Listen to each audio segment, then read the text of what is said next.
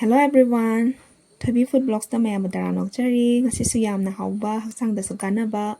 singju amagi video pujarakli mayamna support tawbiramo ahanba thengnabi boragadi subscribe tawsanbiramo bori se laujare adugi matungda isingda thum khara hapaga minute 2 rom sawhanbirani sawhalaba matungda mahi jithoaga ising ahingba haijalaga amu sengna jamthose Smaina jamthoba matungda fajana sumbirani sumba loiraga pumna tawrse aiko aigi oinadi smaina pisse macha kae kaise kaigino haraganda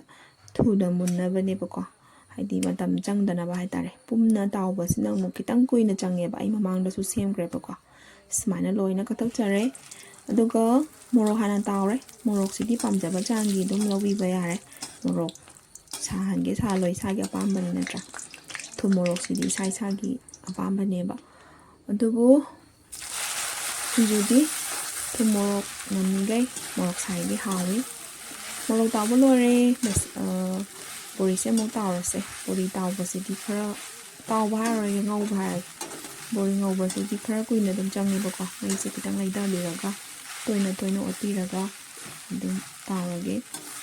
oi thau me am hapaga potro tawba dusu dum haubane bako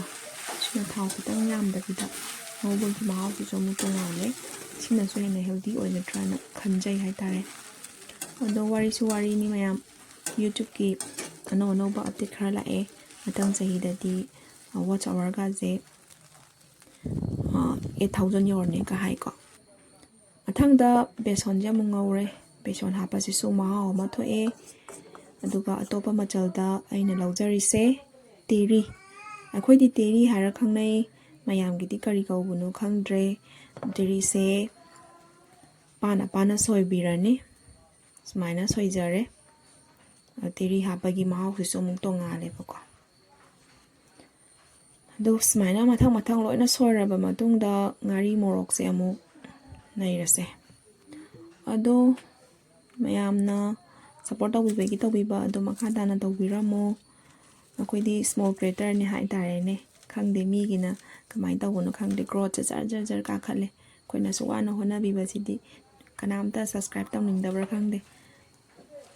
ado tawbiraiba singsi yam thagachai yam harawi adum makadana su support tawbiramo amakasu hanaijari anauba yengbiba lakpo itaragadi nungsibiduna igi channel sibu subscribe tawsanbiramo sumaina ngari morok thum loina totpa loraba matungda asagi teri asoibado aduhana totpirase haidi madi kitang phagdak tawidana ko aphakbagi sarukto manginaba sumaina mahana fajana noibirani noiraba matungda asagi bori angaubudo adudo mu hapjalase bako bori se amu fajana totpirase munnaba thum morok to bori manung yaunaba dum khara kuina dum totpiba yare singjudi munna toligai hawi atopa brebelawa pot yaudhragadi natra sumana sidi akanba saruk ngataneba apetpa potse pakna yaudhraba ko dugi khara munnaba noire mulle haba tanjadu da ngasagi ngauthoba besondo adumu hapjalase beson hapagi mahau su mung tongale hapaga haptabaga manade ai mamangda hapdabida charaga yenge bako aduga hapaga chabasiga dum khenai sinasu hena mahau lehalle aduna mayamsu dum besonna dum happy bayai aidi thoidringa je hapaga bomungta bu chaningi